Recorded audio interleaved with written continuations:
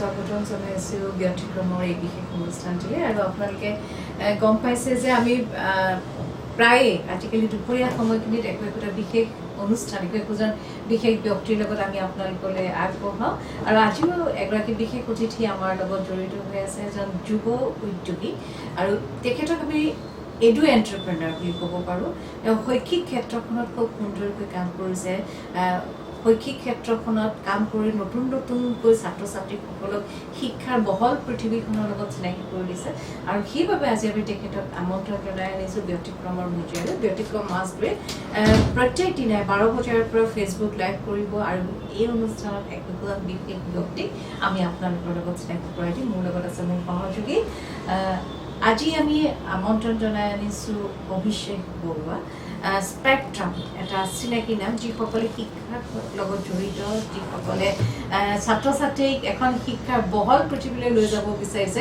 সেইসকলৰ বাবে অভিষেক বৰুৱা এটা অতি পৰিচিত নাম অভিষেক বৰুৱা এজন যুৱ এডু এণ্টাৰপ্ৰেনাৰ তেখেতে খুব কম সময়তে স্পেক্ট্ৰামৰ জৰিয়তে তেখেতে ছাত্ৰ ছাত্ৰীসকলক এখন শিক্ষাৰ ক্ষেত্ৰলৈ লৈ গৈছে এই স্পেক্ট্ৰাম কেৱল গুৱাহাটীতে নহয় উজনি আৰু নামনি বহুকেইখন ঠাইত স্পেক্ট্ৰামৰ শাখা প্ৰশাখা আছে মই অভিষেক বৰুৱা আপোনাক স্বাগতম জনাইছোঁ আমাৰ এই অনুষ্ঠানলৈ আৰু স্পেক্ট্ৰাম যিটো আপুনি শৈক্ষিক প্ৰতিষ্ঠান যিটো আপুনি আৰম্ভ কৰিলে যতটো সময় 2015ত আৰম্ভ কৰিছে 2015ত আপুনি কি উদ্দেশ্যে কি ইচ্ছাৰে আৰম্ভ কৰিলে কিয় আৰম্ভ কৰিলে প্ৰথমতে মই ব্যতিক্ৰম মাছটো আৰু সকলোকে অসমৰ ৰাইজ যিকেইজনে চাই আছে আজি এই প্ৰগ্ৰামটো ধন্যবাদ জনাইছোঁ আৰু আপোনালোক দুজনকো বহুতো ধন্যবাদ জনাইছোঁ যে এইটো এটা প্লেটফৰ্ম দিছে স্পেক্ট্ৰামক ক'বলৈ আৰু এই আমি আজি ডিছকাশ্যনটো আগবঢ়াম 2015 চনৰ আগৰ পৰাই মই একচুৱেলি পঢ়া শুনাৰ লগত জড়িত আছিলোঁ 12ৰ পৰাই পঢ়াই আছিলোঁ কিন্তু 13-14-15ত মই নেশ্যনেলৰ বহুতখিনি কোচিং ইনষ্টিটিউট যিটো আমি কওঁ সেইখিনিত মই ক্লাছ কৰাইছিলোঁ কিন্তু তাতে মোৰ কিছুমান বস্তু ছেটেলমেণ্ট লগা নাছিল যেনেকৈ অসমত কমিউনিকেশ্যন গেপ এটা বহুত ডাঙৰ আছে যে অসমৰ ল'ৰা ছোৱালীবিলাক কিছুমান আছামিজ মিডিয়ামৰ আছে কিছুমান ইংলিছ মিডিয়ামৰ আছে তো কিছুমান ল'ৰা ছোৱালী ডিপ্ৰাইভড হৈ যায় যেন লাগে সেইকাৰণে বহুত অলপ চিন্তা কৰিলোঁ তাৰপিছত নাম দিয়া কথাটো আহিল যে এখন যদি অনুষ্ঠান খোলা যায় তেতিয়াহ'লে নাম কি দিব লাগিব একচুৱেলি আমি মানে এটা কনচেপ্ট আছে ৰিপজিঅ'ৰ বেবিজ বুলি ৰিপজিঅ'ৰ বেবিজ সেনেকুৱা বেবিজ যিকেইটা ডিপ্ৰাইভড হৈ পেলাই মাকৰ পেটতেই নোহোৱা যে বা ঢুকাইছে সিহঁতক ডেডিকেট কৰি পেলাই যিকেইজন ল'ৰা ছোৱালী ডিপ্ৰাইভড হৈছে অসমৰ ল'ৰা ছোৱালী যাতে বাহিৰা কোচিং অনুষ্ঠান আহে সিহঁতৰ কমিউনিকেশ্যন গেপ হয় সেইখিনি প্ৰব্লেমৰ পৰা মই আঁতৰাবলৈ অসমৰ একমাত্ৰ অনুষ্ঠান বনালোঁ য'ত অসমীয়া মিডিয়ামৰ ল'ৰা ছোৱালী হওক বা ইংৰাজী মিডিয়ামৰ ল'ৰা ছোৱালী হওক কোনো একো মানে বঞ্চিত হ'ব নালাগে শিক্ষাৰ পৰা আৰু সেই বস্তুৰ উদ্দেশ্যটো লৈ পেলাই ষ্টাৰ্ট কৰিলোঁ 2015 আৰু এতিয়া 2020লৈ আপোনাৰ যিটো শৈক্ষিক প্ৰতিষ্ঠান স্পেক্ট্ৰাম নামটো শুনিলেই ভাল লাগি যায় স্পেক্ট্ৰামে এতিয়া বহু শতাংশে বহু উন্নতি কৰিলে নহয় জানো এই যে 2015ৰ পৰা 2020 বছৰ 5 বছৰত আপোনাৰ গতিটো কেনেধৰণে ঊৰ্ধ্বগামী হ'ল ইয়াতে এটা বহুত ইম্পৰ্টেণ্ট কথা আছে গ্ৰোথ বা ডেভেলপমেণ্ট যিটো আপুনি কথা পাতি আছে 2015 বা 2020লৈকে প্ৰথমতে মই অকলে পঢ়াইছিলোঁ তাৰপিছত সকলো এটা টীম বনালোঁ কাৰণ যিকোনো এটা বস্তুক যদি আগবাঢ়িব লাগে ওৱান মেন আৰ্মি কেতিয়াও হ'ব নোৱাৰে টীম লাগিব টীমটো মোৰ বহুত য়াং এণ্ড এনাৰ্জেটিক টীম হয় আৰু সেইটোৰ ওপৰত গুৰুত্ব দিছোঁ মই আৰু লাহে লাহে আমি দেখিলোঁ যে প্ৰথমতে গুৱাহাটীতে যথেষ্ট ল'ৰা ছোৱালী হৈছিলে তাৰপিছত দেখিলোঁ যে কিছুমান ল'ৰা ছোৱালী বাহিৰৰ অঞ্চলৰ পৰা আহে যেনেকৈ নলবাৰীৰ পৰা আহে বা বৰপেটাৰ পৰা আহে বা আপাৰ আচামৰ পৰা ল'ৰা ছোৱালী আহি পেলাই আমাৰ তাত পঢ়ে কিন্তু ইমান দূৰ অহা মেলাৰ পাছত দিয়কচোন হোষ্টেলৰ ফেচিলিটি কথা থাকে কিছুমান অভিভাৱকে ভাবে যে পটককৈ থ'বলৈ মেলিবলৈ অলপ চিন্তা থাকে ফাইনেন্সিয়েল ফেক্টৰছো বহুত মেটাৰ কৰে চ' সেইবিলাক বস্তু ভাবি মেলি পেলাই 2015 পৰা 2020লৈকে লাহে লাহে আমি গ্ৰোথটো লৈ যাৰা কাম কৰোঁ ওচৰৰ এটা মানে ডিষ্ট্ৰিক্টত চাওঁ প্ৰথম নলবাৰীত আৰম্ভ কৰিলোঁ এই বছৰ আমি বৰপেটা ডিব্ৰুগড় শিৱসাগৰ আৰম্ভ কৰিলোঁ আৰু এতিয়া আমাৰ যথেষ্ট বহুতখিনি কলেজৰ লগত টাই আপ হৈছে য'ত আমি এডুকেশ্যনেলি সিহঁতক ছাপৰ্ট দিব পাৰোঁ এটা ভেৰি মিনিমেল কষ্ট ইয়াতে মই মানে এটা চিৰকৃতজ্ঞ মোৰ টীম স্পেক্ট্ৰাম এডুভেঞ্চাৰ্ছলৈ সকলোকে মই যেনেকৈ কৈ আছোঁ চবেই আগবাঢ়ি আছে আৰু সিহঁতে ৰেচপেক্ট কৰে বহুতো মোতকৈ বয়সত অলপ ডাঙৰ হয় কিছুমান সৰু আছে কিন্তু সকলোৱে এজন মানে লিডাৰক লৈ পেলাই গৈ আছে কেতিয়াও বছ হ'ব চেষ্টা কৰা নাই সদায় লিডাৰ হিচাপে চেষ্টা কৰিছোঁ আৰু সেইকাৰণে সিহঁতে যিটো ৰেছপন্স পাইছোঁ ডেট ইজ মানে এইটো কেতিয়াও মই ক'তো আশা কৰা নাছিলোঁ। মনশ্ৰীয়ে প্ৰশ্ন সুধিব, তাৰ আগতে মই দৰ্শকসকলক এষাৰ কথা জনাই থব বিচাৰিছোঁ, ব্যতিক্ৰম মাছটোৱে এটা ব্যতিক্ৰমী পদক্ষেপ লৈছে আৰু এই পদক্ষেপত আমি আপোনালোকক কৈছোঁ আমি একোজন বিশেষ ব্যক্তিক আনো। আজি স্পেক্ট্ৰাম এডুভেঞ্চাৰৰ যিজন আমি দলপতি বুলি ক'ব পাৰোঁ, কাৰণ তেখেতৰ সপোন আছিলে স্পেক্ট্ৰাম এটা শৈক্ষিক প্ৰতিষ্ঠান, আৰু সেই স্পেক্ট্ৰামৰ যিজন শীৰ্ষত থকা ব্যক্তি অভিষেক বৰুৱা তেখেত আমাৰ মাজলৈ আহিছে। আপোনালোকে যদি স্পেক্ট্ৰাম এডুভেঞ্চাৰ্ছৰ বিষয়ে কিবা জানিব বিচাৰিছে, আপোনালোকৰ সন্তানসকলক যদি স্পেক্ট্ৰামলৈ আনিব বিচাৰিছে, আপোনালোকে আমাৰ এই পোনপটীয়াকৈ চলি থকা অনুষ্ঠানত অংশ ল'ব পাৰে। আপোনালোকৰ যিকোনো ধৰণৰ প্ৰশ্ন আপোনালোকে আমালৈ আগবঢ়াব পাৰে, কাৰণ এইজন ব্যক্তিক যেতিয়া আজি আমি আমাৰ মাজত পালোঁ, তেখেতক আমি পৰৱৰ্তী সময়ত আমাৰ এই অনুষ্ঠানলৈ আমন্ত্ৰণ কৰিম। গতিকে যিকোনো ধৰণৰ প্ৰশ্ন আপোনালোকে আমালৈ লিখক, আমালৈ প্ৰেৰণ কৰক, আমি তেখেতলৈ প্ৰশ্নটো দিম। কাৰণ প্ৰত্যেকজন অভিভাৱকে বিচাৰে তেওঁলোকৰ ছাত্ৰ ছাত্ৰীক এটা সুন্দৰ শৈক্ষিক প্ৰতিষ্ঠানলৈ তেওঁলোকে নিব বিচাৰে, আৰু য'ত একোজন বিশেষ শিক্ষকে তেওঁলোকৰ সন্তানক বা ছাত্ৰ ছাত্ৰীসকলক গাইড কৰিব পাৰে। গতিকে অভিভাৱকসকল পুনৰবাৰ অনুৰোধ জনাইছোঁ, ব্যতিক্ৰম মাছটোৱে পৰিচালনা কৰা এই অনুষ্ঠানত এইজন সন্মানীয় ব্যক্তিক আপোনালোকে পোনপটীয়াকৈ প্ৰশ্ন সুধিব পাৰে। Manashree. Good afternoon, viewers. So today's happening news is lockdown, isn't it?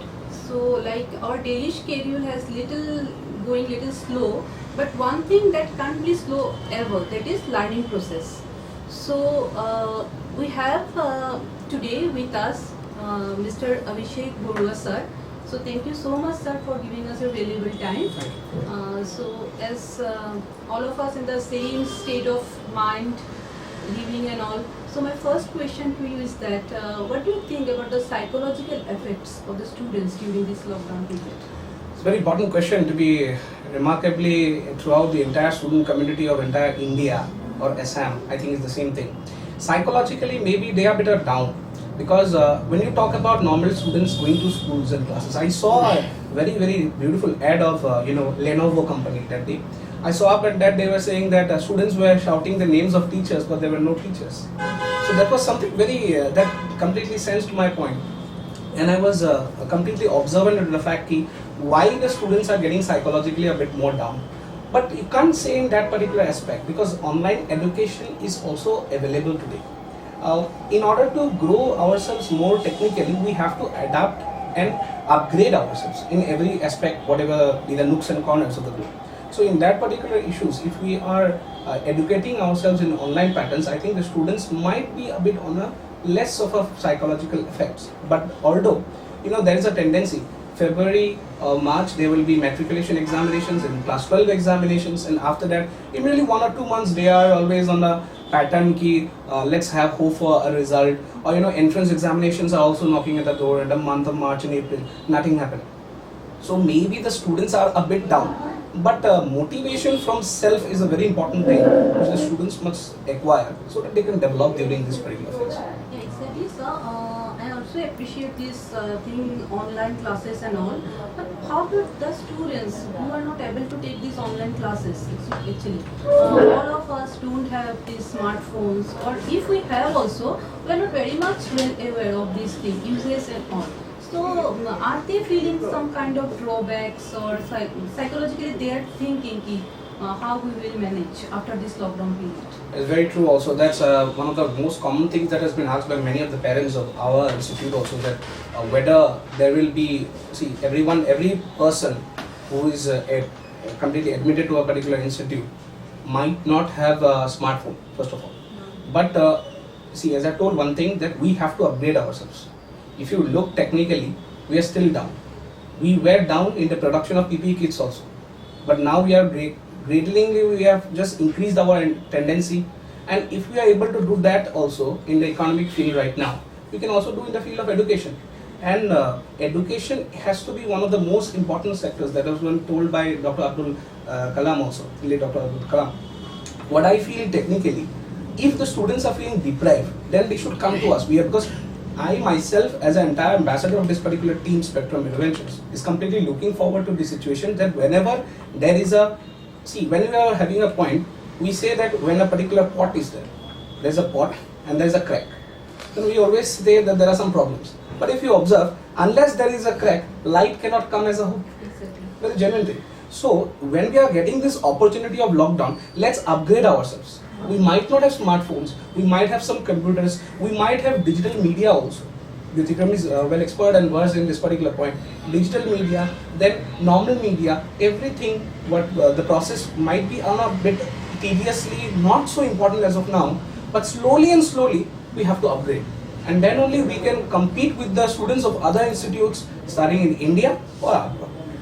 খুব ডাঙৰ কথা এটা ক'লে আমি গ্ৰেজুৱেলি আমি নিজক ডেভেলপ কৰিব লাগিব মই আকৌ অকণমান আপোনাৰ স্পেক্ট্ৰাম অতিথিলৈ গৈছোঁ কাৰণ তেওঁ খুব ধুনীয়াকৈ এই পিৰিয়ডটোৰ কথাখিনি সুধিছে মানুহে 2015 বা 2020 যিটো আপোনালোকে এইটোকে আপোনালোকে ইনষ্টিটিউটৰ যোগেদি যিখিনি ল'ৰা ছোৱালীৰ লগত আপোনালোকে সংযোগ কৰিলে প্ৰথমে আপুনি গুৱাহাটীত খুলিলে এতিয়া উজনিলৈ আহিলে নামনিলৈ আহিলে ল'ৰা ছোৱালীখিনি আগ্ৰহটো কেনেকুৱা দিছে কোনটো ছেক্টৰত ল'ৰা ছোৱালীখিনি বেছিকৈ পঢ়িব বিচাৰে বা 8-9 মানৰ পৰা এটা সময় আছিল তেতিয়া পিতৃ মাতৃসকল ইমান সচেতন নাছিল ল'ৰা ছোৱালীখিনি নিজে পঢ়ে নিজে এটা লাইন লয় বা এনেকুৱা হৈছিল যে মেট্ৰিকত আপোনাৰ 80% পালে তেওঁলোকে ছায়েন্সতে পঢ়িব লাগিব মেডিকেল বা ইঞ্জিনিয়াৰিং লাইনতে যাব লাগিব এতিয়া কিন্তু শিক্ষাৰ বিভিন্ন শাখা প্ৰশাখা আছে আজিকালি অভিভাৱকসকল কিমান দূৰ সচেতন আৰু অভিভাৱকসকলে আপোনালোকৰ ওচৰলৈ আহি কোনখিনি দাবী কৰে আপোনালোকে সেই দাবীখিনি কেনেধৰণে পূৰণ কৰে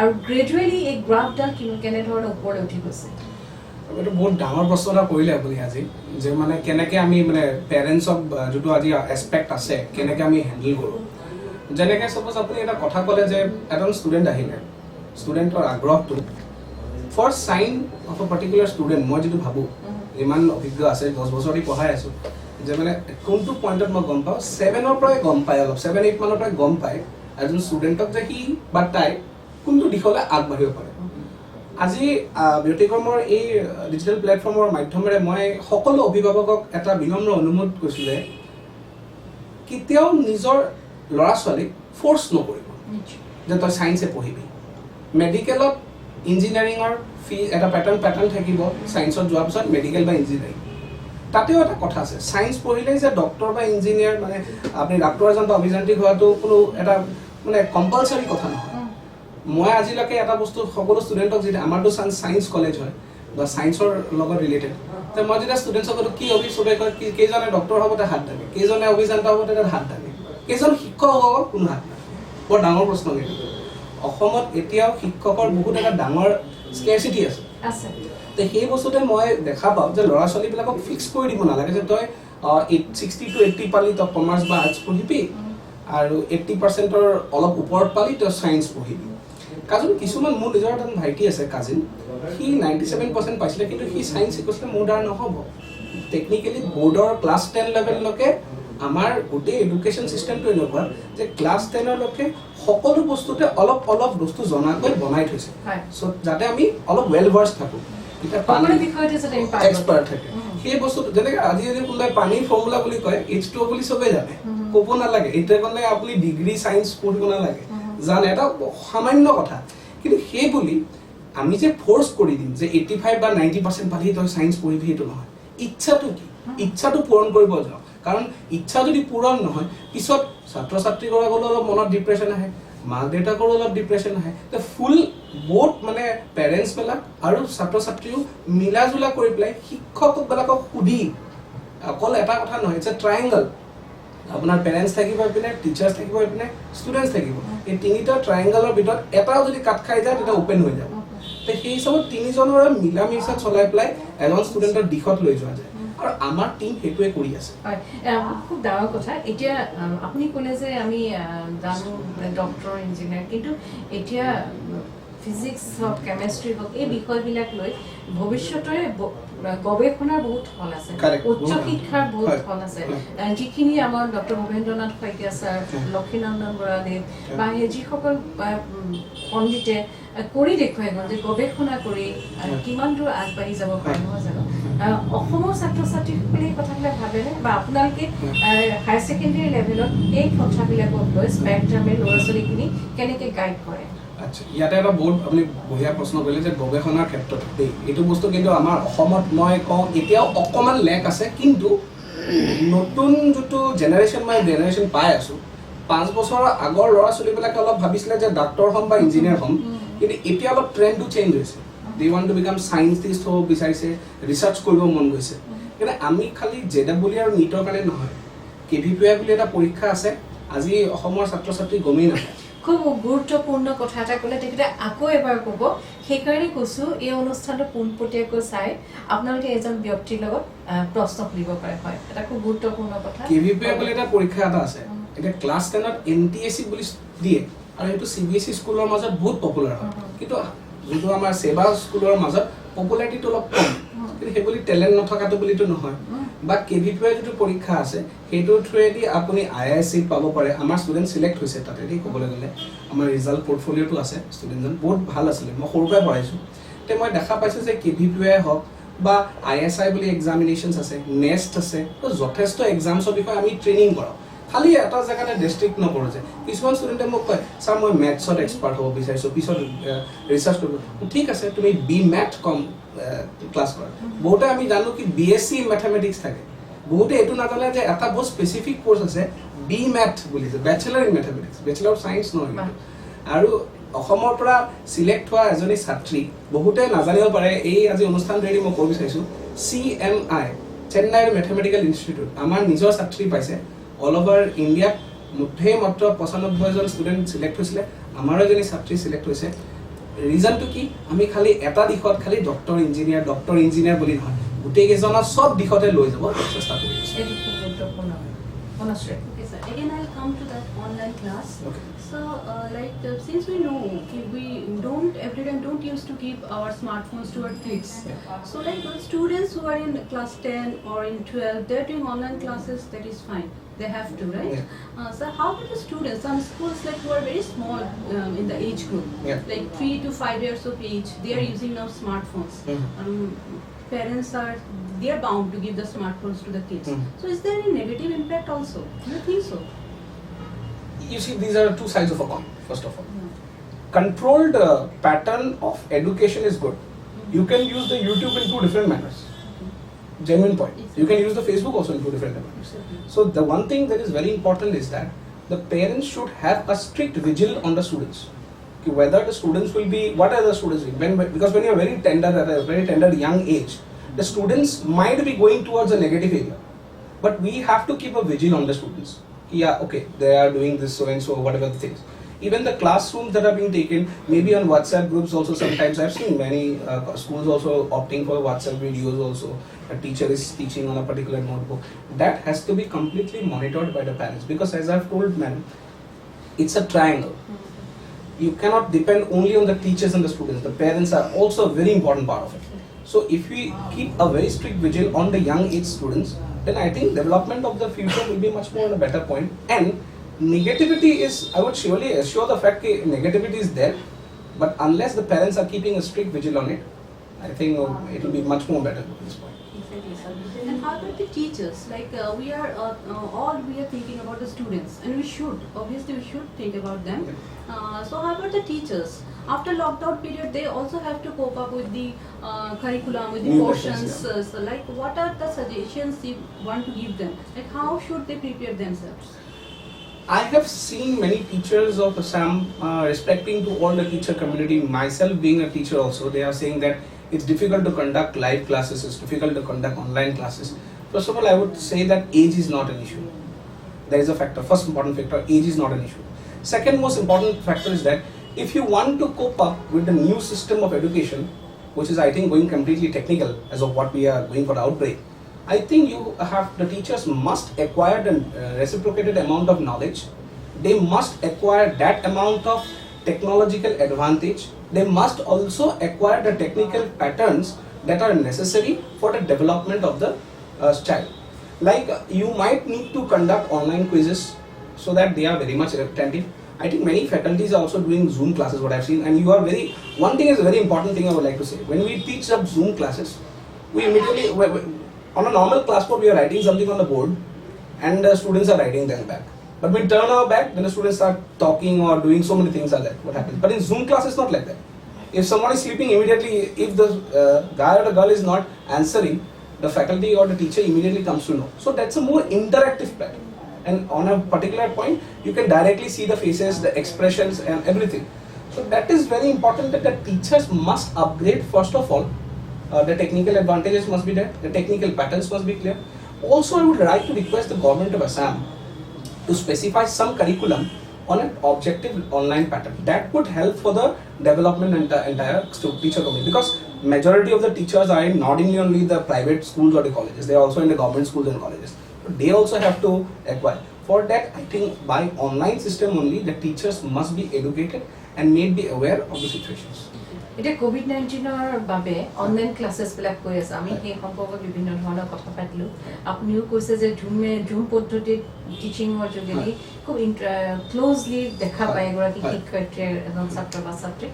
আৰু এতিয়া আমি গম পাইছোঁ যে গুৱাহাটী কেইবাখনো ব্যক্তিগত খণ্ডৰ স্কুলৰ ছাত্ৰ ছাত্ৰীসকলক ঘৰতে এটা কোঠালি তেওঁলোকক স্কুলৰ পোছাক পিন্ধাই দুৱাৰ মাৰি সম্পূৰ্ণ তেওঁলোকে এনেকুৱা এটা অনুভৱ আনি দিবলৈ চেষ্টা কৰা হৈছে তেওঁলোক যেন স্কুলতে আছে। শিক্ষক শিক্ষয়িত্ৰী শ্ৰেণীবিলাক হৈ আছে পুৱাৰ পৰা দুপৰীয়ালৈকে বা আবেলিলৈকে। ঠিক কথা, ভালেই হৈছে, কাৰণ তেওঁলোকে যাতে সময় নষ্ট নহয় সেই কথাখিনিৰ গুৰুত্ব দিছে। কিন্তু মই এই কথাখিনি পাতি থাকোঁতে মোৰ প্ৰতি মুহূৰ্ততে এষাৰ কথা অনুভৱ হয়, যিবিলাক ছাত্ৰ ছাত্ৰী আমাৰ চৰকাৰী স্কুলৰ, যিবিলাক ছাত্ৰ ছাত্ৰীৰ ঘৰত লাইট নাই, যিবিলাক ছাত্ৰ ছাত্ৰী আধুনিক সুবিধাৰ পৰা বঞ্চিত হৈছে, আপুনি সেই ছাত্ৰ ছাত্ৰীসকল, কাৰণ মই এই ছাত্ৰ ছাত্ৰীসকলৰ কথা এইকাৰণে উল্লেখ কৰিছোঁ, যেতিয়া মেট্ৰিক বা হায়াৰ ছেকেণ্ডেৰী ৰিজাল্ট আউট হয় আমি দেখা পাওঁ যে ষ্টেণ্ড কৰা ছাত্ৰ ছাত্ৰীসকলৰ মাজত তেওঁলোকো আছে, কিন্তু তেওঁলোকৰ দেউতাকে ৰিক্সা চলায়, মাকে কাৰোবাৰ ঘৰত হাজিৰা কৰে, তেওঁলোকৰ ঘৰত বিজুলী বাতি নাই। সেই ছাত্ৰ ছাত্ৰীসকলো এতিয়াওতো 10 বা 11 বা 12ত পঢ়ি আছে। সেই ছাত্ৰ ছাত্ৰীসকলৰ কাৰণে কি চিন্তা কোনে কেনেকৈ কৰিছে? এতিয়া মই এটা আপোনাক ক'ব বিচাৰিছোঁ যে যদি অসমৰ সন্দৰ্ভত চোৱা যায়, এইটো এটা বহুত ডাঙৰ নিগেটিভ ইম্পেক্ট হৈ আছে কিন্তু, আৰু আমি ফাৰ্ষ্ট অফ অলটো ডেভেলপ কৰিব লাগিব। একদিনত আমি এটা ইংৰাজী বহুত ডাঙৰ এটা প্ৰভাৱ আছে, Rome was not built in a day. তো আজি মই কৈ দিলে কালিৰ পৰা সকলো ছাত্ৰ ছাত্ৰী একো নহয়, পটককৈ আগবাঢ়িব নোৱাৰিব। কিন্তু মোৰ হিচাপত প্ৰথম মেট্ৰিকৰ এই বৰ্তমান পৰ্যন্ত যিটো ক্লাছ 10ৰ ষ্টুডেণ্টছ আছে আৰু ক্লাছ 12ৰ যিটো মেট্ৰিক আৰু হাই ছেকেণ্ডেৰী কেণ্ডিডেট আছে, 10ৰ যিকেইজন পাছ কৰি গৈছে, তো সিহঁতৰ কাৰণে এইটো ৰিজাল্টৰ পাছত চিটুৱেশ্যন চাই হিচাপে আমি নিজকে এডভান্স কৰিব লাগিব। কিন্তু বৰ্তমান ক্লাছ 10ত আৰু 12ৰ ষ্টুডেণ্টছকেইটা এজন বহুত ডাঙৰ ফিয়াৰ চাইক'চিছত আছে ফাৰ্ষ্ট অফ অল। আৰু ছেকেণ্ড পইণ্টটো আছে কি, বহুতো গাঁৱৰ ল'ৰা ছোৱালীবিলাকে নাতো আপুনি যেনেকৈ ক'লে কোনো লাইটে নাই, এতিয়া স্মাৰ্টফোনৰ পৰা উঠায়। তো মোৰ হিচাপত গাঁৱত যিটো আই থিংক কেইদিনমানৰ আগতে ডক্টৰ হিমন্ত বিশ্ব শৰ্মাৰ স্পীচত কৈছিলে যে নিজৰ কোঠালৰ বাহিৰত যেনেকৈ মানে গাঁৱৰ এজন শিক্ষক আছে, তেওঁলোকেও তাতে স্মাৰ্টফোন দি 5জনকৈ পঢ়াব পাৰিব, চোতালত পঢ়াব বুলি। তো চোতালত পঢ়াশালি দি আমি এটা ষ্টেপ আগবাঢ়িছোঁ, সেইটো তেখেতৰ এটা ভালে মন্তব্য আছিলে, সেইটো বস্তু দি অলপ আগবাঢ়িম। কিন্তু মই এইটো প্ৰথম ক'ব বিচাৰিছোঁ যে ইলেক্ট্ৰিফিকেশ্যন, কানেক্টিভিটি, ছেটেলাইট থ্ৰুদি যদি বেটাৰ হয়, I think it will be a better advantage. আমি জানো যে আমি এটা ডেটাবেছ ছিষ্টেম ইউজ কৰিছোঁ, আমি এটা পাৰ্টিকুলাৰ নেটৱৰ্ক ইউজ কৰোঁ, ঠিক আছে, বাট ছেটেলাইট কমিউনিকেশ্যনছ দি যদি হয় তেতিয়াহ'লে বেটাৰ। ইয়াৰ উপৰিও মই আগৰ ভৱিষ্যতৰ কাৰণে আমি ৰেডি হ'ব লাগিব, কাৰণ আৰু কিমান বায়'লজিকেল এটা ডাঙৰ ক্ৰাইচিছ হৈছে। এইটো ইকনমিক ক্ৰাইচিছ খালিয়ে নহয়, বায়'লজিকেল ক্ৰাইচিছো হয়, কিজানি এইটো বায়'লজিকেল ৱাৰে হয়, আমি গম নাপাওঁ। কিন্তু আমি ৰেডি থাকিবলৈ মই এটা বস্তু সকলোকে আদেশ দিওঁ যে তোমালোকে অকণমান নিজকে মডিফাই কৰা, প্লাছ অসম গভৰ্ণমেণ্টক এইটো বস্তু অনুৰোধ জনাইছোঁ যে আপোনালোকে টেকনিকেলি যে ষ্টুডেণ্টবিলাকক যে লেপটপ দিয়ে পৰীক্ষাৰ পাছত ৰিজাল্টত দিয়ে, বা 9-10ত আপোনালোকে বহুতখিনি বস্তু মই দেখিছোঁ, বহুতখিনি দিয়া গৈছে, ছোৱালীবিলাকক চাইকেল দিয়া গৈছে, স্কুটি দিয়া গৈছে, এইবিলাক ঠিক আছে। প্ৰথম সেইখিনি ফেচিলিটি দি দিয়ক, যিখিনি দি আপোনাৰ এই অনলাইন এডুকেশ্যনটো এটা সকলো ল'ৰা ছোৱালী লাগিলে কাৰেণ্ট থাকক বা নাথাকক পঢ়িব পাৰে। যেনেকৈ এটা ডিজিটেল টেব হ'ল, তেওঁলোকে এটা নতুনকৈ প্ৰপ'জ ডিজিটেল টেবলেট এটা বনাব পাৰে, য'ত পটককৈ মানে কোনো কাৰেণ্টৰ দৰকাৰ নাই, এটা মাধ্যম থাকিলে। তো সকলোৱে এটলিষ্ট যদি ছাত্ৰ ছাত্ৰীৰ ওচৰত দিব নোৱাৰে, তে এই শিক্ষক এজনৰ ওচৰত এইটো বস্তু দিব লাগিব।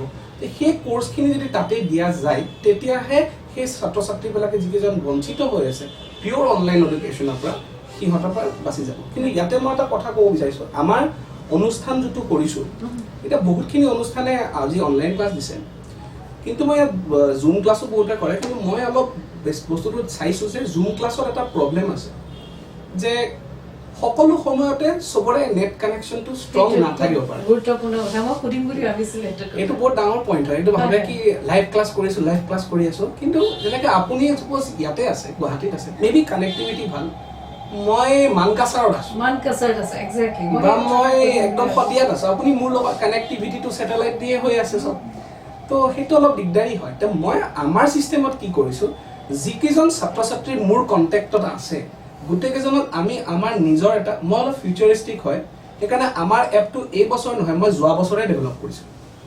2019ৰ মধ্য সময়তে মোটামুটি জুন মানতে আমি ডেভেলপ কৰিছিলোঁ আৰু আমাৰ ছাত্ৰ ছাত্ৰীয়ে তেতিয়াৰ পৰাই অনলাইন পৰীক্ষাও দি আছে আমি অলৰেডি সিহঁতক এডভান্স কৰাই থৈছিলোঁ বহুত অনুষ্ঠান আছে বহুতে কিন্তু এতিয়া ডেভেলপ কৰিছে অনলাইন ক্লাছেছ আমি অলৰেডি আগত কৰিছিলোঁ বিকজ আমি জানিছিলোঁ যে কিবা এটা হ'লেও যাব আমি এইটো টাৰ্গেট কৰিছিলোঁ যে মোৰ আজি গা বেয়া তো কমচে কম মই যদি যাব নোৱাৰোঁ যেনেকৈ ঘৰৰ পৰা কমচে কম ক্লাছটো দি দিলে ল'ৰা ছোৱালীয়ে অলপ সহজ পাব চ' দে ৱাৰ মানে ৰেডি ফৰ ডেট চ' আমাৰ কাৰণে সেইটো ইমপ্লাই কৰাটো দৰকাৰ নাই আমি গোটেইকেইটা ইউটিউব চেনেলত গোটেইকেইটা আমি দি দিছোঁ স্পেচিফিক ল'ৰা ছোৱালী এপৰ পৰাই যিকেইজন 10-11-12 আছে চবে তাৰ পৰাই চাই আছে এতিয়া কথাটো কি হ'ল যে বহুতে কৈছে কি এডমিশ্যন যিকেইজন লৈছে ষ্টুডেণ্টে সিহঁতেও পাইছে মই ক'লোঁ আমি যেতিয়ালৈকে লকডাউন নোখোলোঁ কমপ্লিটলি ফ্ৰী অফ কষ্ট এডুকেশ্যন দি আছোঁ যেতিয়ালৈকে কাৰণ তাৰপিছততো স্কুলবিলাকতো পাবই আচ্ছা কোনোবাই আমাৰ তাৰপিছত আমাৰ তাত এডমিশ্যন ল'লে অনলাইন ক্লাছৰ কাৰণেই ল'লে বা নল'লেও আমি এইটো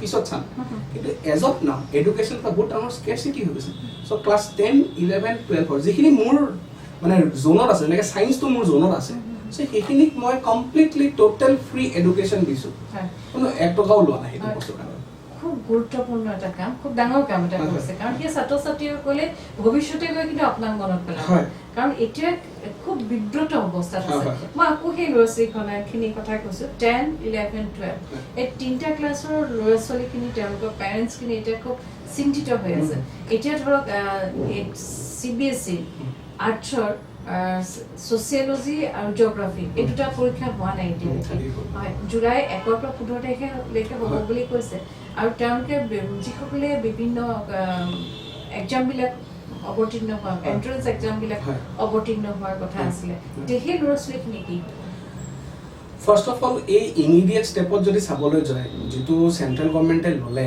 কেইদিনমান আগতে ৰিলিজ কৰিলে যে 1 তাৰিখৰ পৰা 15 তাৰিখলৈকে পৰীক্ষাখিনি কৰিব যিখিনি ক্লাছ 10 আৰু 12 থাকি গ'ল বস্তু CBSE সিহঁতৰ কাৰণে বাৰু এটা স্ক'পে হ'ল ভালেই হ'ল যে পৰীক্ষাটো হ'ব কিন্তু মোৰ এতিয়াও ডাউট ছ'চিয়েল ডিষ্টেঞ্চটো এক্সামত মেইনটেইন হ'বনে ফাৰ্ষ্ট পইণ্ট প্ৰথম ডাঙৰ কথা আছে কাৰণ আমিও জানো যে এতিয়ালৈকে শিক্ষা সন্দৰ্ভত বস্তুবিলাক খুলিব দিয়া নাই বাট সিহঁতো বঞ্চিত হৈ থাকিব নালাগে কিন্তু এতিয়া সিহঁতৰ ল'ৰা ছোৱালীবিলাক অলপ দিগদাৰীত পাইছে বা ফচি গৈছে নেক্সট বস্তু এটা কথা হৈছে যে আপুনি যেনেকৈ ক'লে প্ৰৱেশিকা পৰীক্ষাবিলাক যিমান আছিলে কম্পিটিটিভ এক্সাম হওক বা এণ্ট্ৰেন্স এক্সাম হওক এইবিলাক চবতে অৱতীৰ্ণ হোৱাৰ কথা আছিলে সিহঁতো ৰখি গ'ল ক'বলৈ গ'লে মই সেইকাৰণে কাকো ৰখিব দিয়া নাই মোৰ ছিষ্টেমটোৱে মই অসমখিনি বা নৰ্থ ইষ্টৰ ল'ৰা ছোৱালীবিলাককহে চাব পাৰিম তো ইহঁত যিকেইজন ছায়েন্সৰ ষ্টুডেণ্ট আছে সিহঁতক আমি কমপ্লিটলি লাষ্ট ক'বলৈ গ'লে 24 এপ্ৰিলৰ পৰা নন ষ্টপ ক্লাছ গৈ আছে চব ষ্টুডেণ্টৰ যিকেইজনে মোৰ ছায়েন্সৰ ডিভিজন মই যিহেতু ক'ব পাৰোঁ দেই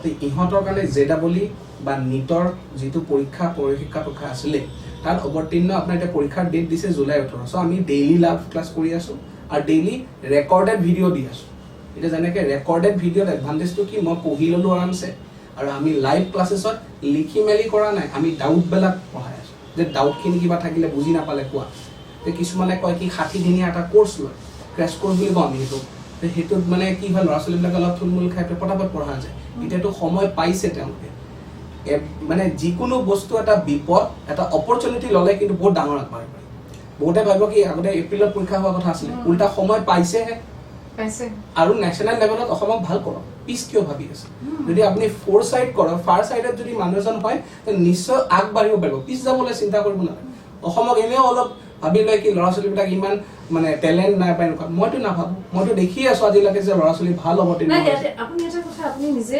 শিক্ষা ক্ষেত্ৰখনত বিগত 5 বছৰ ইমান গভীৰভাৱে জড়িত হৈ আছে আপুনি এটা কথা মন কৰিছে যে সৰ্বভাৰতীয় প্ৰতিযোগিতামূলক পৰীক্ষাত আজিকালি অসমৰ ল'ৰা ছোৱালীয়ে খুব সুন্দৰ ফলাফল দেখুৱাইছে সেইটো অসমৰ বাবে অতি গৌৰৱৰ কথা First, I appreciate you for this. You are doing wonders for education system, for the students. Thank you. I really appreciate you for that. So, sir, as you said already, you are futuristic. So now for this lockdown period, you are doing online classes, as all the other institutions are also doing. Yeah. So like, what have you planned after this lockdown period? So will you do the same thing? Not for existing students, Okay. like maybe there are other students also who can't come here. Yes. Like for several kind of things, Yeah. maybe financially, Yeah. maybe they have to stay here in hostels or PGs. Okay. So like lots of Yeah. things are there. Yeah. So for them also, would you like to do something like in online thing type of thing? So Ma'am, with respect to the question that you have stated out, as I told, I was futuristic. When the lockdown came, me and my team were discussing on completely Zoom meetings that what should we do now next. We are already ready with the recorded videos, but what should we do the next point? Then the team, entire team told me that, sir, the thing is that you can't expect now things to get better at least for 2 to 3 years. Like normal life will not be now available for 2 years because everyone is tensed of going outside. Like a student, if he was from Dibrugarh or it was from Dhubri, he would normally come down to Guwahati for coaching or your schools or colleges or whatever the thing. Now the situation is tightened up so much that it is completely irrevocable right now to maintain the online education system. But there is one very important point. If we want to be much more realistic, we have to go for online education for the entire future. What we have suggested, our entire team, is now they are recording classes, and these classes will be available not only today but forever till the entire community is being watched. Like for the particular example, now we are trying to make available online classes forever for the students. This is a completely new type of system that we are going to give it up. By the next week, we are going to launch a very big thing, and that will be a surprise element for the entire education online system. And I am expecting students who are very far away, not from here only. I want that the entire student community in entire Assam, all the Northeast must be benefited from this. Because my pilot project is right now on entire Assam and Northeast.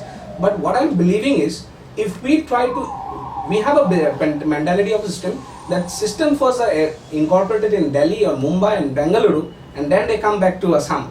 But what I'm trying to create an elemental of system is, first we will create it in Assam and then we will expand. No. This is a very completely different innovative step, not taken by any institution till date in entire Assam. We will be giving an element of surprise by the next week most probably. And I am expecting, ma'am, that we will be continuing online education courses not only for this lockdown period, ma'am. It will be forever. It's a complete futuristic option. that's great, sir. Even we are eagerly waiting for the surprise. Yes. That will be great, I hope. So thing is that what are the positive sides of this lockdown? So we all of us are worried.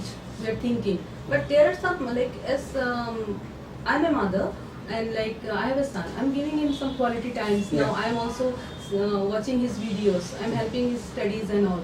I'm communicating with his teachers first Okay. of all. Yeah. So what are the positive sides? COVID-19 is first, madam, you came, I suppose you have come travel by a car or somewhere to write down to the particular point. It's very general. Have you seen the pollution levels, ma'am? It is very down. First thing that I see is a complete pollution level is down. If I've seen some pictures of Venice also, the entire water is getting cleaned up.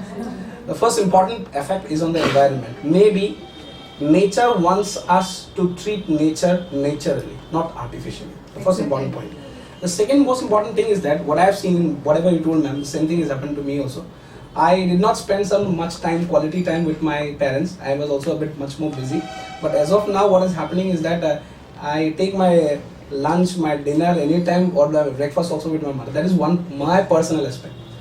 One thing we have come to know, that monotonous life of every person is now withered. Everyone was walking from he or she was walking कि सुबह उठना है, फिर जाना है, office जाना है, फिर बैक करके आना है. That was the thing. Right now it's not like that. People are spending some quality time. They are enjoying with the family, not only with the friends, but the family. They are discovering some new aspects of the family, and I think we must take it as a better option also, because see, ma'am, social distancing is being maintained by every one of you. Maybe you, me, everyone has to do it. But later down the line, this is a competitive point. We will maintain the social distancing also be connected to others in a different manner. Like, ma'am, very genuinely, we use the Indian terminology uses namaste. Now it's working because we are not going for shaking hands. We have a point of shaking hands that is being from English tradition. We did not use this tradition. Right now we are using namaste also from those. That's the thing. We are learning more prospects about life. We are giving more time to ourselves. That's a very positive aspect what I feel from this particular lockdown. খুব জনগোষ্ঠীৰ খুব যোগাত্মক দিশ এটা নহয় আৰু আমি সকলোৱে আপুনি এটা কথা ক'লে যে আপুনি আপোনাৰ পৰিয়ালৰ লগত সময় কটাব পাৰিছে পুৱাৰ চাহ খাব দুপৰীয়া ভাত সাজ নিশাৰ ভাত সাজ আপুনি একেলগে খাব পাৰিছে এতিয়া বিভিন্ন ভিডিঅ'জবিলাক আহিছে য'ত দেখা গৈছে যে মানুহ আজি বন্দী কিন্তু প্ৰকৃতিত মুক্তভাৱে বিচৰণ কৰিছে পশু পক্ষী জীৱ জন্তুৱে পৃথিৱীৰ বিভিন্ন প্ৰান্তত আনকি আমাৰ কাজিৰঙাৰ মাজেৰে খুব মুক্ত মনে হৰিণাবিলাক ঘূৰি ফুৰিছে এইটো খুব ভাল কথা এটা মানে আজি অন্তত মানুহখিনিয়ে এষাৰ কথা অনুভৱ কৰিছে যে আমি যিমানে উচ্চ শিখৰলৈ নাযাওঁ কিয় আমিও কিন্তু এটা সময়ত কাৰোবাৰ ওচৰত আমি অসহায় আজি অতি ক্ষুদ্ৰ বীজাণু এটাই আমাক সকলোকে বন্দী কৰি দিলে ন বন্দী কৰিলে সেইটো এটা কথা কিন্তু এই যে আমি সকলো এতিয়া গৃহবন্দী সকলোৱে ঘৰতে থাকোঁ কিন্তু এই যে এটা নতুন ব্যৱস্থা এটা আহিলে কাৰণ আমি কেতিয়াও কল্পনাই কৰা নাছিলোঁ যে কোনোবা এটা দিন আহিব আমি ঘৰতে থাকি এটা সৰু যন্ত্ৰৰ যোগেদি আমি পঢ়া শুনা কৰিম কাৰণ আমাৰ ককা আইতাৰ মুখত ককা আইতাই যদি ভাবিলে এইটো এটা অসম্ভৱ কথা এটা মানে আমাৰ যিটো শিক্ষা ব্যৱস্থা ফলি পুথি লৈ আমি স্কুললৈ যাওঁ স্কুলত চেকনি আগত বিদ্যা আছিলে আমি তেনেকৈ পঢ়ি ডাঙৰ হ'লোঁ যি কি নহওক সময় পৰিৱেশ পৰিস্থিতি সকলো সলাই দিলে কিন্তু এই যে যিটো আমাৰ এতিয়া অনলাইন এডুকেশ্যন হৈছে যিটো কথা আপুনি যোৱা বছৰে যিটো আপুনি প্লেনিং কৰিলে সেই ব্যৱস্থাটোৱে অনাগত দিনবিলাকক ছাত্ৰ ছাত্ৰীৰ মানসিক উৎকৰ্ষ সাধনত কেনেধৰণে সহায় কৰিব এটা ভাৰ্চুৱেল ক্লাছৰুমত শিক্ষক থকা বৰ এটা ডাঙৰ মানে কনচাৰ্ণ ফৰ চেলেঞ্জ হয় যেনেকৈ আপুনি এটা ক্লাছত এজন টিচাৰ মই এজন শিক্ষকক সদায় এটা মেজিচিয়ান বুলি কওঁ দুটা ৰিজন এটা ক্লাছত যদি 40জন ছাত্ৰ ছাত্ৰী আছে বহি 40জন ছাত্ৰ ছাত্ৰীক নহয় 80টা চকু চাব লাগে এজন শিক্ষকে যে 80জনৰ চকু তেওঁৰ ওপৰত ফ'কাছ কৰি আছেনে তেওঁৰ কথাখিনি বুজি পাই আছেনে এইটো এটা নৰ্মেল লাইভ ক্লাছেছত যেতিয়া আমি লাইভ মানে মই ফিজিকেল ক্লাছেছৰ কথা কৈ আছোঁ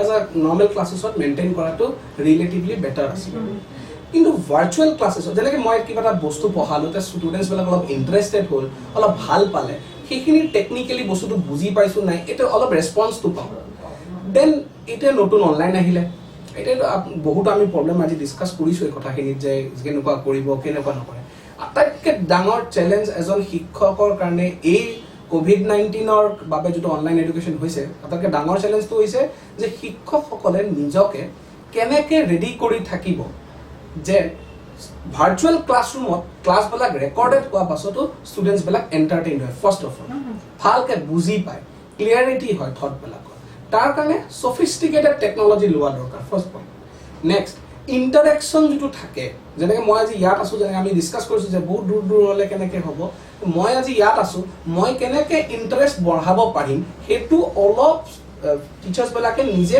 প্লেন অফ কোৰ্চ বনাব লাগিব যেনেকৈ মোৰ মাও স্কুলৰ হেডমাষ্টাৰ আছিলে তেওঁ মোক কথাটো কৈছিলে যে তেওঁলোকে মই সদায় দেখিছোঁ লেচন প্লেন থাকে লেচন প্লেনটো বৰ গুৰুত্ব দিয়ে এই তেওঁলোকৰ নিচিনাই আজিৰ মডাৰ্ণ যিটো ছিষ্টেম চলি আছে অনলাইন এডুকেশ্যনত তাতেও শিক্ষকবিলাকে অলপ ৰেডি হ'ব লাগিব যে মই এইখিনি কথা ক'লে ছাত্ৰ ছাত্ৰীয়ে বুজিব ভাৰ্চুৱেল ক্লাছেছত আৰু এই ভাৰ্চুৱেল ক্লাছেছটো আজি নহয় মোৰ হিচাপেতো আজীৱন চলিব লাগে কাৰণ মই কি ভাবোঁ ৰাতিপুৱা যদি আজি ফিজিকেল আজি খুলি গ'ল মানি লওক লকডাউন খুলি গ'ল 4.0 5.0 খুলি গ'ল খোলাৰ পাছতো যদি ফিজিকেল ক্লাছ হয় সেই ফিজিকেল ক্লাছেছত আমি কি কৰিব লাগে ৰাতিপুৱা হেবিট বনাব লাগে অনলাইন এডুকেশ্যন ৰাতিপুৱা শিক্ষকজনে পঢ়ালে আবেলি গৈ পেলাই আকৌ লাইভ ক্লাছেছত আনিলে আৰু আনি পেলাই কৰিব লাগে কি যে আজি কি বস্তু বুজি পালি নাই আজি কি ডাউট আছে নেকি কওক লাইভ ক্লাছত যেতিয়া ইণ্টাৰেকশ্যন কৰি গৈ থাকিব তেতিয়া শিক্ষকবিলাকো এডজাষ্টেড হৈ গৈ থাকিব ছিষ্টেমটো ষ্টুডেণ্টছবিলাকো এডজাষ্ট হৈ গৈ থাকিব লাহে লাহে কাৰণ যদি আপুনি এনেকুৱা ভাবি লয় যে আজি অনলাইন এডুকেশ্যন কৰিছোঁ কালিৰ পৰা খুলিলে লকডাউন তাৰপিছত বন্ধ কৰি দিওঁ অনলাইন এডুকেশ্যন এনেকৈ হ'লে আৰু অনলাইন এডুকেশ্যন যোনটো প্ৰগতিত বাঢ়িছে এতিয়া ৰখি যাব স্তব্ধ হৈ যাব তাতকৈ আমি বেটাৰ এনেকুৱা কৰোঁ ৰাতিপুৱা এটা ক্লাছ কৰোঁ ময়ে ক্লাছ কৰিলোঁ কেমেষ্ট্ৰিৰ কিবা এটা ক্লাছ এটা কৰিলোঁ আবেলি আহিলোঁ ঘৰত ক'লোঁ কি আজি 6:30 পৰা 7টালৈকে চবেই লাইভ যাবি মই ডাউটবিলাক সুধিম কি পঢ়িলে তেতিয়া আমাৰ ওচৰত এটা কণ্ট্ৰলো থাকিব ছাৰে কিন্তু ৰাতিপুৱা পঢ়াইছে বুলি মই ভালকৈ শুনিবই লাগিব চ' চ' এই টেকনিকেল এডভান্টেজবিলাক অলপ প্লেনটো যদি শিক্ষকে কৰে তেতিয়াহ'লে ফিজিকেল আৰু ভাৰ্চুৱেল দুটাতে এডজাষ্ট হৈ পেলাই ষ্টুডেণ্টছ আৰু টিচাৰ্ছৰ কমিউনিটিখিনি আগবাঢ়িব। মই এটা কথা অভিষেক মই এটা কথা অনুভৱ কৰিছোঁ আপুনি কৰ্ম সংস্কৃতিত গুৰুত্ব দিয়ে নহয় জানো কাৰণ কৰ্ম সংস্কৃতিত গুৰুত্ব দি দিলে আপোনাৰ নিচিনা এজন যুৱকে ইমান সুন্দৰকৈ এটা শৈক্ষিক প্ৰতিষ্ঠান 5 বছৰৰ ভিতৰত ইমান ধুনীয়াকৈ আগবঢ়াই লৈ যাব নোৱাৰে আৰু যিহেতু আপুনি নিজে এজন কৰ্মপটু ব্যক্তি আপুনি ছাত্ৰ ছাত্ৰীসকলৰ লগত ইমান জড়িত হৈ আছে তেওঁলোককতো আপুনি এটা নিশ্চয় বাৰ্তা প্ৰদান কৰে কাৰণ ছাত্ৰ ছাত্ৰীসকলৰ বাবে পিতৃ মাতৃয়ে কথা কোৱাতকৈ শিক্ষক এজনে কথা কোৱাটো বহুত গুৰুত্ব থাকে আৰু যিজন শিক্ষকক ছাত্ৰ ছাত্ৰীসকলে ভাল পায় তেওঁ যি কয় সেই কথাখিনি কিন্তু ছাত্ৰ ছাত্ৰীসকলে সদায় মনত ৰাখি থয় এই কথাষাৰ নিশ্চয় আপোনাৰো থাকে মোৰো আছে মোৰ শিক্ষাগুৰুসকলে মোক কি কৈছিলে সেই কথা মোৰ এতিয়াও মনত আছে আপুনি ছাত্ৰ ছাত্ৰীসকলক কি বাৰ্তা প্ৰেৰণ কৰিব বিচাৰে এইটো মোৰ প্ৰথম প্ৰশ্ন আৰু প্ৰশ্ন আছে মই সকলো ছাত্ৰ ছাত্ৰীক এটা বস্তু কওঁ সদায় কওঁ এইটো কথা যে তুমি যদি কাৰো কাৰণে ফাইট কৰিব নোৱাৰিবা এটলিষ্ট তাৰ কাৰণে ফাইট কৰা যিজন মানুহক তুমি আইনাৰ মুখত নিজে থিয় হৈ থাকোঁতে দেখা পোৱা সেইটো হ'ল নিজে তোমালোকে না মা দেউতাই তোমালোকক ক'ব যে মোৰ কাৰণে কমা মোৰ কাৰণে কষ্ট কৰ সেইটো কেতিয়াও নকয় শিক্ষক খণ্ডও কোনো নকয় যে তুমি মোৰ কাৰণে ভাল ৰিজাল্ট কৰা ছাত্ৰ ছাত্ৰীবিলাকক কওঁ যে তোমালোক এই ভাৰতবৰ্ষক উঠাবলৈ মেইন পিলাৰ হয় ফিউচাৰ হয় ক'বলৈ গ'লে সিহঁত ফিউচাৰ তো সিহঁতে নিজৰ যদি ৰেছপনচিবিলিটিটো ভেৰি ষ্ট্ৰংলি ল'ব পাৰে তেনেহ'লে সিহঁতে ফাৰ্ষ্ট নিজৰ কথা ভাবিব লাগিব যে মই এনেকৈ কৰ্ম কৰিলে এনেকৈ বাঢ়িম এতিয়া আমি ৰাস্তাত গৈ থাকিলে এজন জাবৰৱালাক যদি দেখা পাওঁ তে কিছুমান অভিভাৱক দেই মই এটা জেনেৰেলাইজ কৰি পেলাই কৈছোঁ কিছুমান অভিভাৱকে কয় যে যদি নপঢ়ক ছাত্ৰ ছাত্ৰী কয় নিজৰ ল'ৰা ছোৱালীকে কয় অভিভাৱকে কয় যে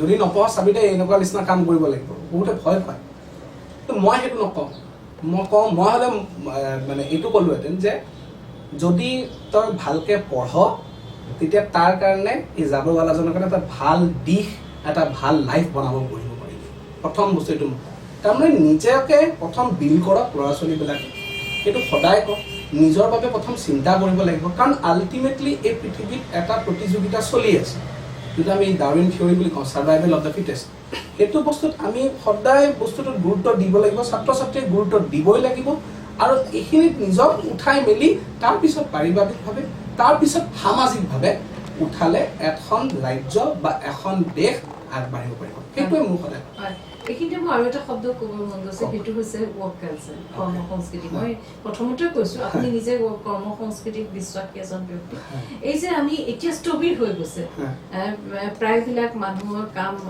কাম কাজখিনি ৰৈ গৈছে আমি ৱৰ্ক ফ্ৰম হোম এটা পদ্ধতি অৱলম্বন কৰিছে কিন্তু যিসকল পেটা খাই থকা মানুহ লকডাউনটো এদিন খুলিব এদিন পৃথিৱী আমি আশা কৰিছোঁ খুব সোনকালে পৃথিৱীখন আগৰ দৰে হ'ব আমাৰ সমাজখন আগৰ দৰে হ'ব তেতিয়া সেই মানুহখিনিয়ে কি কৰিব আপুনি আমি বুলি ক'লে মই অসমত বাস কৰি থকা অসমীয়াখিনিৰ কথাই কওঁ বা এই মানুহখিনি কৰ্ম সংস্কৃতিত কেতিয়াও কিমান দূৰ কৰ্ম সংস্কৃতিত বিশ্বাসী আমি ভাৰতবৰ্ষৰ ভাৰতবৰ্ষৰ লগত যদি তুলনা কৰি চাওঁ অসমত এতিয়াও ৱৰ্ক কালচাৰ সিমান ষ্ট্ৰং নাই এইটো এটা ব্লাংক কথা আমি একচেপ্ট কৰিব লাগে ফাৰ্ষ্ট অফ অল আমাৰ ভুল আছে কিয় আমি 8 ঘণ্টাৰ জেগাত 8.5 ঘণ্টা কাম কৰিব নিবিচাৰোঁ ফাৰ্ষ্ট পইণ্ট আপুনি যদি ভালকৈ চাওক এখন ৰাজ্যৰ কথা বহুতে বেলেগকৈ মন্তব্য দিব পাৰে মই গুজৰাটৰ ওপৰত পঢ়োঁ দেই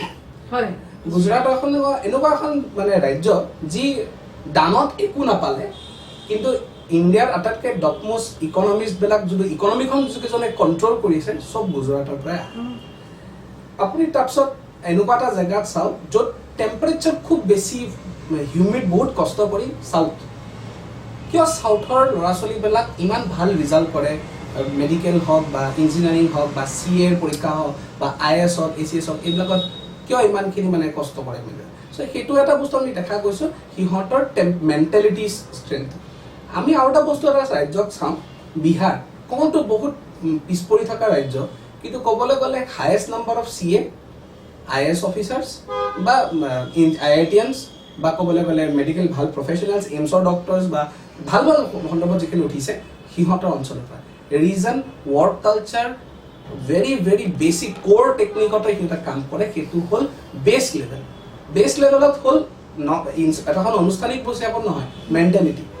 বেছ লেভেলত সদায় আহে আমাৰ মনৰ ওপৰত থকা কণ্ট্ৰলটো, যে মই 8 ঘণ্টা নহয়, আধা ঘণ্টা যদি মই বেছি কাম কৰোঁ মোক কোনো মাইণ্ড নিদিয়ে, উল্টা মই ডেভেলপমেণ্টহে কৰিব পাৰিম। চ' সেই সৰু সৰু কথাবিলাকক যদি আপুনি চোৱা যায়, অসমত ৱৰ্ক কালচাৰটো মানুহবিলাকে কাম কৰি পেলাই আৰু অলপ কাম কৰি পেলাই আগবঢ়াব পাৰে। মই কেইদিনমানৰ আগতে গৈছিলোঁ, মোক সুধিছিলে যে ইকনমি ডাউন হৈছে, বৰ ডাঙৰ কথা এটা চলি আছে। কিন্তু মই ইয়াত ক'ব পাৰোঁ কি ইকনমি একেবাৰে ডাউন হোৱাৰ কথা ভাবিব নালাগে। 8 ঘণ্টাৰ জেগাত যদি কোনোবা 12 ঘণ্টা কাম কৰে, মেনুফেকচাৰিং বাঢ়ি যাব। মেনুফেকচাৰিং বাঢ়ি গৈ দিলে ডেফিনেটলি ইকনমি বাঢ়ি যাব বস্তুটো। চ' সেইটো বহুত ইম্পৰ্টেণ্ট, মই গুৰুত্ব দিওঁ। ৱৰ্ক কালচাৰ মেণ্টেলিটি বহুত ষ্ট্ৰং ৰাখক। অসমৰ মানুহে যদি আজিও মই কওঁ, সদায় কওঁ, লাচিত বৰফুকনৰ নিচিনা যদি মানুহৰ মেণ্টেলিটি যদি থাকে, সদায় মই এইটো বস্তু ভাবোঁ যে তেওঁৰ তেজ যদি আমাৰ তাত আছে, আমি নিশ্চয় নিজকে চিৰদিন আমি ৰেডি হৈ থাকিব পাৰিম আগবঢ়াবলৈ। আপুনি এজন শিক্ষক হিচাপে আপোনাৰ ছাত্ৰ ছাত্ৰীসকলক এই যে যিটো কৰ্ম সংস্কৃতি, সেই কৰ্ম সংস্কৃতিটো বঢ়াবলৈ কি কয় আৰু লগতে কোনটো প্ৰান্তৰ, কোনটো ৰাজ্যৰ, কোনখিনি মানুহৰ উদাহৰণ আপুনি আপোনাৰ ছাত্ৰ ছাত্ৰীসকলক দিয়ে? মই ছাত্ৰ ছাত্ৰীক এটা কথা বহুত গুৰুত্ব দিওঁ যে ল'ৰা ছোৱালীবিলাকক মানে যেনেকৈ মই কৈছোঁ, ৱৰ্ক কালচাৰটো নিজৰ খালী অফিচৰ এক্সিকিউটিভ হিচাপত নহয়, ছাত্ৰ ছাত্ৰীৰো নিজৰ এটা ৱৰ্ক কালচাৰ থাকে, এটা টেকনিক থাকে, এটা মেথডলজি আছে, যে শিক্ষকে পঢ়াব, শিক্ষকে পঢ়াই মই আগবঢ়াম শিক্ষকক, তাৰপিছত ছিষ্টেমটো আমি বঢ়াই থাকোঁ, এটা ৰিচাইক্লিং পেটাৰ্ণ। তো মই ল'ৰা ছোৱালীবিলাকক এইটো কথা কওঁ যে ফাৰ্ষ্ট ষ্টেবিলিটি অফ মাইণ্ড, ডাইভাৰ্জেঞ্চ নহয়। এটা পানীৰ পাইপত যদি আপুনি 3টা ফুটা কৰি দিয়ে, পানীৰ স্পীডটো কমি যায়, তাৰমানে ফ'কাছ বা কনচেনট্ৰেশ্যনটো বহুত ইম্পৰ্টেণ্ট। ফাৰ্ষ্ট পইণ্ট কওঁ। নেক্সট বস্তুটো এটা বহুত কমন বস্তু কওঁ, ডিচিপ্লিন। 9টাত মানে 9টাত, 10টা নকৰিব। দেৰি হৈ গ'লে বহুত বস্তু আমি লেক কৰোঁ বস্তু, কাৰণ টাইমটো সদায় গৈ থাকে, আগবাঢ়ি গৈ থাকে, কমি নাযায় সদায় বস্তুটো। আৰু এটা বস্তু মই যেনেকৈ ক'লোঁ, আপুনি কোনটো প্ৰান্তৰ কথা ক'লে, মই চাউথৰ ল'ৰা ছোৱালীবিলাকৰ কথা, মই যিহেতু ল'ৰা ছোৱালীৰ লগত জড়িত, মই এডুকেশ্যন ফিল্ডৰ লগত জড়িত, তো মই ল'ৰা ছোৱালীবিলাকক এই 3খন ৰাজ্য, বিহাৰৰ কওঁ কথাখিনি, আৰু গুজৰাট আৰু চাউথৰ মানে ল'ৰা ছোৱালীবিলাকৰ কথা কওঁ যে ইমান কষ্ট কৰি আছে। কাৰণ আপুনি 3টাই দেখক, 3টাই বিৰাট সাংঘাতিক হাই টেম্পাৰেচাৰ এৰিয়া আছে। অসমততো আমাৰ মানে মেণ্টেলিটি এটা বহুত ল'ৰা ছোৱালীৰ প্ৰব্লেম আছে, বা আমাৰ এক্সিকিউটিভবিলাকৰ ক'ব যে দুপৰীয়া ভাতটো খাই টোপনি ধৰে। আপুনি এইটো কথা বহুত হাঁহি উঠা কথা, কিন্তু হয় এইটো সত্য। চ' সেইটো মানে সিহঁতৰ আপুনি চাওক, সিহঁতেও কষ্ট কৰে, but they R working daily. সিহঁতে যদি ছাৰ্ভাইভ নকৰে, তেতিয়া মা দেউতাকক কোনে চাব? চ' এই বস্তুটোত ল'ৰা ছোৱালী অসমৰ আৰু 1 ইঞ্চ কষ্ট কৰিব লাগিব, ছামথিং মোৰ এণ্ড মোৰ কৰি থাকিব লাগিব, যেতিয়ালৈকে আপুনি পাৰফেক্ট বুলি নাভাবে। আৰু পাৰফেক্টতকৈও বেছি আমি সদায় যাব চেষ্টাটো কৰিব। দৰ্শকসকল, আমি আৰু কথা পাতিম। এই অনুষ্ঠানটো ব্যতিক্ৰম মাজদৰে লাইভ কৰি আছে, আৰু এই অনুষ্ঠানত আজি আমি যিজন ব্যক্তিৰ লগত কথা পাতিছোঁ, স্পেক্ট্ৰাম এটা খুব সুন্দৰ শৈক্ষিক প্ৰতিষ্ঠান, স্পেক্ট্ৰামৰ পৰা আহিছে অভিষেক বৰুৱা ডাঙৰীয়া। তেখেতে এটা খুব সুন্দৰ যাত্ৰালৈ গতি কৰি আছে, আৰু সেই যাত্ৰাটো তেখেতে নতুন প্ৰজন্মৰ ছাত্ৰ ছাত্ৰীসকলক আঁকোৱালি লৈছে, শিক্ষাৰ পোহৰেৰে সকলোকে পোহৰাব বিচাৰিছে। এই অনুষ্ঠানটো পোনপটীয়াকৈ সম্প্ৰচাৰ হৈছে। যদি আৰু অধিক কথা স্পেক্ট্ৰাম সম্পৰ্কত আপোনালোকে জানিব বিচাৰিছে, আপোনালোকে আমালৈ ফেচবুকৰ যোগেদি আপোনালোকে আমালৈ সুধিব পাৰে। পৰৱৰ্তী অনুষ্ঠানত নিশ্চয় আমি এজন ব্যক্তিক আকৌ লগ পাম। তেখেতে আপোনালোকক যিকোনো দুবিধা থাকে, যিবিলাক প্ৰশ্ন আপোনালোকৰ সুধিবৰ মন যায়, সেই সম্পৰ্কত আপোনালোকক বহু কথা ক'ব। মনশ্ৰী, তোমাৰ প্ৰশ্নটোৰ পাছত আমি তেখেতক এটা আকস্মিক প্ৰশ্ন সুধিম। Sir, I'll go out of the track. One out of the track questions. Sir, as we know, the students, they are future, right? As you said. But when we have started our conversation, you said if in a class you asked like what do you want to become, like so like no one wants to become a teacher. So the thing is that in our country, see, teachers are paid very less. You know, in abroad and all, in other countries, this is the best job. That they are getting like very very handsome packages. So do you want to say like why they want to become teacher? I think this is one of the main reason. So like कुछ नहीं बनना है मुझे तो teacher बन जाओ बेटा. कोई जॉब नहीं मिला टीचर बन जाओ. So like in my case it happens like you know. So Do you want to say something about this? I think it's a very important question that has been set out at this point. First thing is that teacher, that definition, if you see the respect of the teachers in different countries and in our country, is a bit different. We all celebrate Mother's Day and Teacher's Day on two specific dates, but for me, every day should be a Mother's Day and every day should be a Teacher's Day, first of all. Remove this concept of having Teacher's Day on the 5th of September, or remove this concept of having Mother's Day on a specific date. So, what first I would like to say is that please respect your teachers, because in our from ancient times only we have given respect, utter respect to the teachers. Those who have respected the teachers, not blindly. I'm not telling that there should be a blind following of the teachers, but there is a factor. We must respect the teachers because they have donated every particular life, every particular point. I don't have a social life. I go to morning in the almost 6:30 to 7 and I come back 10:30. I don't have a social life. Many friends have befriended me. I told them it's my complete profession, my community is with respect to the students. Now, one thing very important what you told is that the teachers are, the professionally they are thinking. One more thing I would like to add. Sometime back, 2 years back, if I wanted to become a microbiologist, then no one would have cared. Who is a microbiologist? Now the whole world is working. The whole microbiologist community is working for the treatment of the vaccine of COVID. So now the thing is that the teacher community is also developing. But the thing is that if we do not see the teachers or the scientists on a high level, then I think it would be much more on a detrimental point from the all aspects of the life. Firstly, what we will not get is the complete cure for the complete normal type of education. That will be completely on a wrong point. I think what you said about the salary factor is also very important. Teachers are not being paid with huge amounts what they should be. Because see, when you are in a particular class, morning 9 to 5, then you go back home, still if a student is asking doubts, you must be getting paid. That's why I think the system of entire education in India must be developed with respect to the teachers. I think the huge amount of the budget that the economy has been given to the entire private sectors or the government schools, whatever be the factor, highest budget allocation should be towards the education. If you give more budget allocation towards the education, you can pay more salaries to the teachers. And once you can pay more salaries to the teachers, I would not say that a teacher is running after money, but everyone has a Guru Dakshina. Everyone has a Guru Dakshina and they must be respected for that. That's the reason what we are expecting this point. That's the theme of the society's, teachers are only producing. Yeah, sure. খুব ডাঙৰ কথা এটা ক'লে শিক্ষকসকলৰ ভৱিষ্যত প্ৰজন্মৰ গঢ়োতা আৰু গুৰু দক্ষিণাটো আমাৰ সমাজত এটা পৰম্পৰা আছে। আমি প্ৰত্যেকজনে গুৰুক সন্মানে সেই দক্ষিণাটো আগবঢ়াওঁ। আৰু আপোনাৰ যিটো ৱৰ্ক শ্বিডিউল আপুনি খুব ভাল লাগিল পুৱাৰ পৰা নিশা এপৰলৈকে আপুনি আপোনাৰ প্ৰতিষ্ঠানটোক লৈ কাম কৰে। আমি প্ৰত্যেকজন ব্যক্তিয়ে যদি নিজৰ প্ৰতিষ্ঠানটো কেনেধৰণে গঢ়ি তোলো তেতিয়া আমি প্ৰকাৰতে আমি ভাৰতৰ অৰ্থনীতিলৈ, অসমৰ অৰ্থনীতিলৈ, আমাৰ দেশখনলৈ আমি কিছু অৰিহণা আগবঢ়াব আৰু সেয়াই জাতীয় প্ৰেম। আপুনি যিখিনি কাম কৰিছে আপোনাৰ সেয়া জাতীয় প্ৰেম, কাৰণ আপুনি জাতীয় প্ৰেম দেখুৱাবলৈ আপুনি ৰাজপথলৈ আহি হাত দাঙি আন্দোলন কৰাৰ প্ৰয়োজন নাই। আপোনাৰ জাতীয় প্ৰেমৰ যোগেদি আপুনি অসমৰ নতুন প্ৰজন্মক ভৱিষ্যতৰ বাবে গঢ় দিছে, তেওঁলোকক শিক্ষাৰ ন দুৱাৰবিলাক খুলিছে। সেয়াই আপোনাৰ জাতীয় প্ৰেম আৰু সেই জাতীয় প্ৰেমৰ স্থলীটো হ'ল স্পেক্ট্ৰাম, আপোনাৰ কৰ্মস্থলী। অভিনন্দন জনাইছো, খুব সুন্দৰকৈ আগবাঢ়ি গৈছে। আমি আকৌ আপোনাক লগ পাম। আমাৰ অনুষ্ঠানটো শেষ হ'বৰ সময় হ'ল, কিন্তু দৰ্শকসকল এনেকুৱা এজন ব্যক্তিক আমি যেতিয়া লগ পাওঁ, যিজন ব্যক্তি কেৱল কাম কৰে, কামৰ মাজেদি যিজন ব্যক্তিয়ে জীৱনটো অতিবাহিত কৰিব বিচাৰে, যিজন ব্যক্তিয়ে নতুন প্ৰজন্মক শিক্ষাৰ নতুন দুৱাৰখন খুলি দিব বিচাৰে, সেই ব্যক্তিজন আমাৰ কাৰণে সদায় সন্মানীয়। কাৰণ প্ৰত্যেকজন শিক্ষাগুৰুক আমি সদায় শ্ৰদ্ধা কৰোঁ আৰু প্ৰত্যেকজন শিক্ষাগুৰুৰ পৰা আচলতে আমি জীৱনৰ প্ৰতিটো মুহূৰ্ততে একোটা নতুন কথা শুনো, শিকো। আজিও বহু কথা শিকিলো এজন ব্যক্তিৰ পৰা, আৰু যেতিয়া আমি তেওঁৰ পৰা বহু কথা শিকিলো, তেওঁৰ লগত বহু কথা পাতিলো, এতিয়া তেখেতক এটা ব্যক্তিগত প্ৰশ্ন সুধিবৰ মন গৈছে আৰু ব্যক্তিগত প্ৰশ্নটো সুধিম আৰু আমি হঠাতে জানিব বিচাৰিম যে তেখেতৰ এই ব্যক্তিগত প্ৰশ্নটোৰ উত্তৰটো কেনেকুৱা হয়। আপুনি সাজু?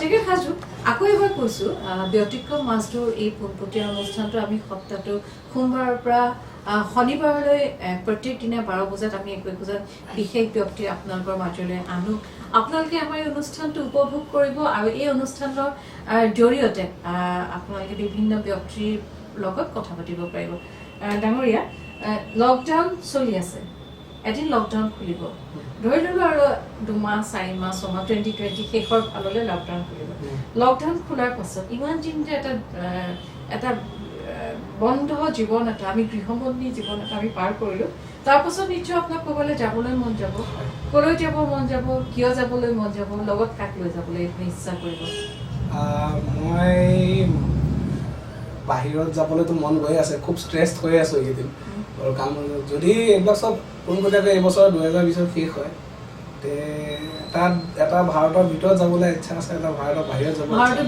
ভিতৰত আপোনাৰ কোন ঠাইলৈ যাবলৈ ইচ্ছা আছে মা দেউতাক লৈ মই মুন্নাৰ বুলি এটা জেগা আছে এইটো বেংগলৰ ওচৰত কৰ্ণাটকৰ ওচৰতে হয় কুৰ্গৰ পৰা অলপ দূৰ মুন্নাৰ বুলি জেগাটো সেই মুন্নাৰ জেগাটোলৈ আপোনাৰ কিয় যাবলৈ মন গৈছে অলপ পিচ শান্তি নেচাৰটো তাত মানে ছানছেটটো বা ছানৰাইজটো চাই খুব ভাল লাগে বুলি কয় এনেই নিজে ভাৰতৰ ভিতৰত ফুৰিছোঁ কিন্তু মা দেউতাৰ লগত কেতিয়াও ফুৰিব যোৱা নাই তো এইবাৰ প্লেন কৰিছোঁ যে যদি হয় তেতিয়াহ'লে মুন্নাৰত যাম গোটেইখিনি মানে মা দেউতাৰ মই মিলি পেলাই যাম আৰু গৈ পেলাই অলপ ফুৰি মেলি আহিম ঠিক আছে তেখেতে ভাৰতবৰ্ষৰ ভিতৰত এটুকুৰা বিশেষ ঠাই মুন্নাৰ বেংগালুৰুৰ আশে পাশে কৰ্ণাটকৰ সেই ঠাইটুকুৰলৈ তেখেতে পিতৃ মাতৃৰ লগত প্ৰকৃতিৰ লগত উমলিবলৈ যাব প্ৰকৃতিৰ মাজত কিছু সময় সকলোৰে জনসমুদ্ৰৰ পৰা আঁতৰি প্ৰকৃতিৰ মাজত নিলগাই থাকিবলৈ বিচাৰিব আৰু সেইবাবে যাব ভাৰতবৰ্ষৰ বাহিৰলৈ আপুনি কোন ঠাইলৈ যাব আলাস্কা নামটো শুনিলে ভাল লাগি যায় একচুৱেলি মানে তাত